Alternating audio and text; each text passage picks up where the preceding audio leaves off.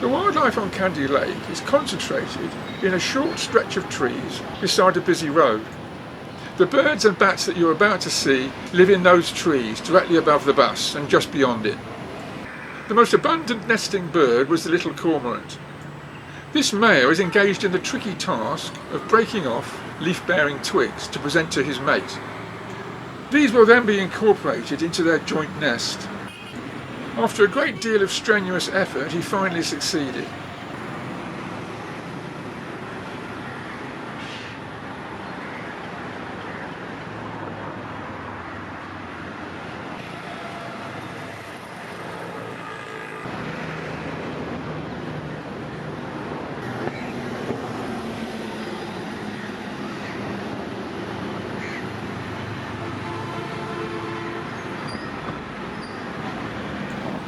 As well as fitting the twig into the nest, the pair also engaged in some rather puzzling, to me anyway, tail tugging activities.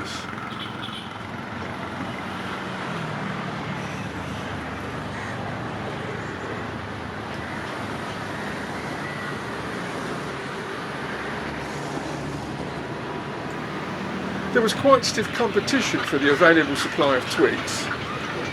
Dead twigs from the bottom of the lake were also in demand. When it starts to get too hot for comfort, the birds cool down by vibrating a loose flap of skin beneath the throat. The technical term for this is gular flutter.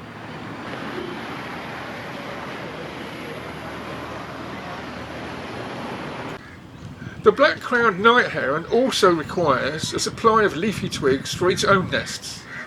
These are not always so easy to detach.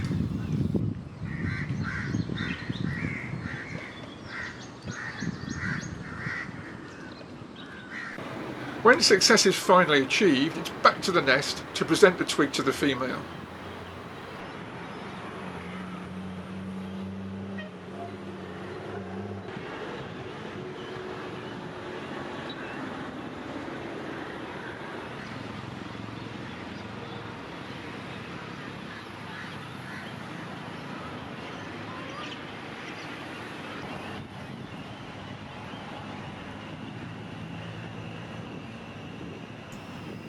This particular nest already contains some well-developed young.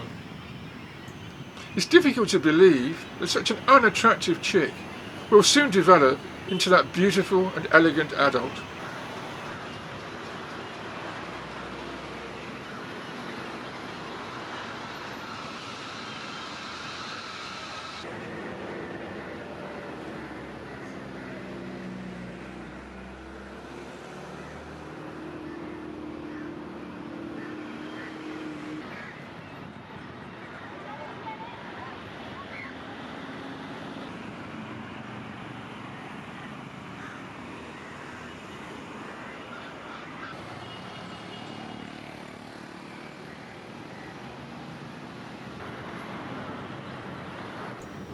Now and again, the herons have to take a break from their nesting activities to take a bath in the lake.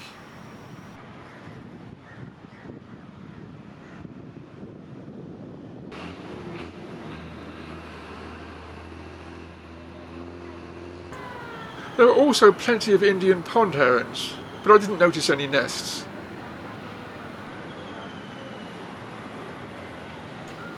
By contrast, the little egrets were nesting in large numbers.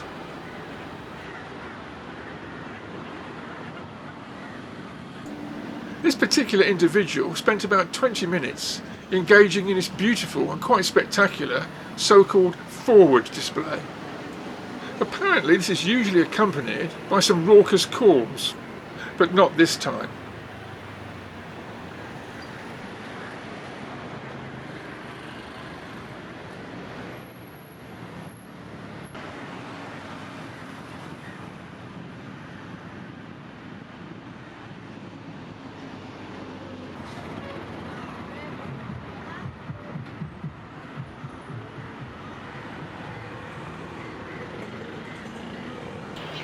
When the adult little egret returns to its nest with some food, it's instantly and violently mobbed by its ravenous brood of well-grown youngsters.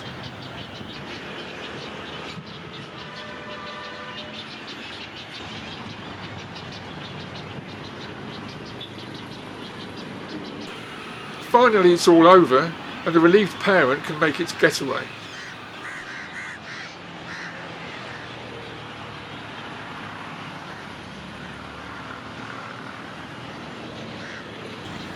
A few great egrets were also nesting in the same trees. It's getting unpleasantly hot. So the egret is employing gular flutter, described earlier, to cool down.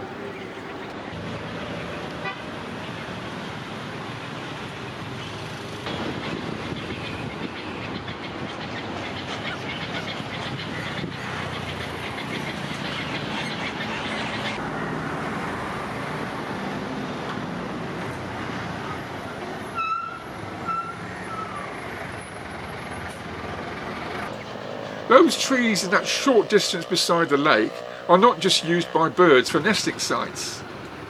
They're also chosen as roosts by large numbers of flying fox fruit bats. These are by far the largest bats in southern Asia.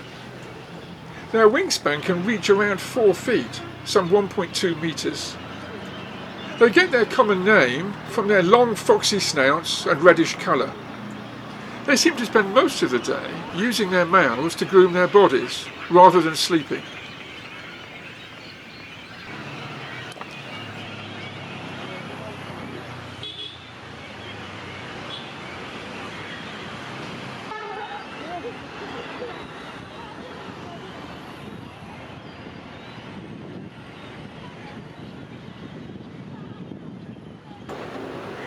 When it gets too hot, they flap their wings and use them as fans to cool down. Making a move from one branch to another is a slow, difficult and laborious process. Those large expanses of wing membranes really get in the way. Bats are built for flying, not walking. The constant roar of traffic directly below them is always pretty bad, but the bats are used to it. However, I discovered that there are limits. On my second morning of filming, as I walked towards the trees, I was shocked and surprised to see thousands of bats streaming out of the trees and out across the lake.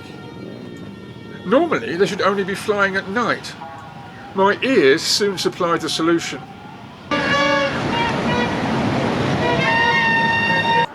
It seemed that there was some kind of procession. Loud hooting by cars obviously played an important and prominent role. Just listen.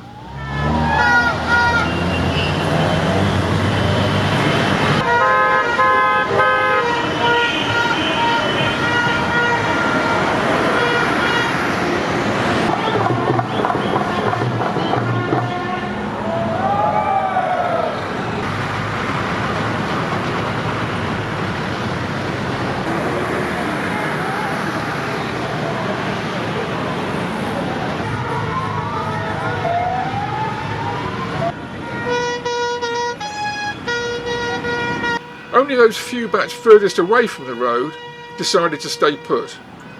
They eventually settled in those trees on the far side of the lake. They were in a much more tranquil spot, but next day the bats were back in their same normal noisy trees. These open-billed storks were present every day, but I didn't see them nesting.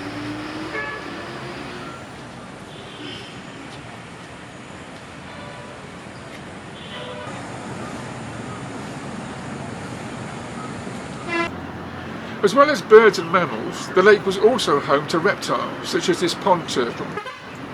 But a much more impressive example of a reptile was this huge water monitor, the biggest I've ever seen. The lake contains plenty of food for these monitors.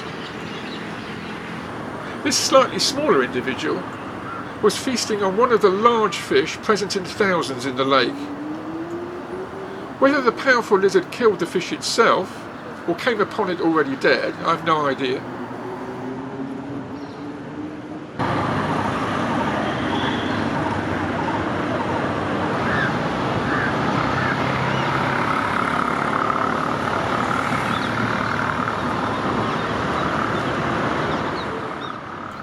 As dusk begins to fall, it's almost time for the fruit bats to make their nightly departure.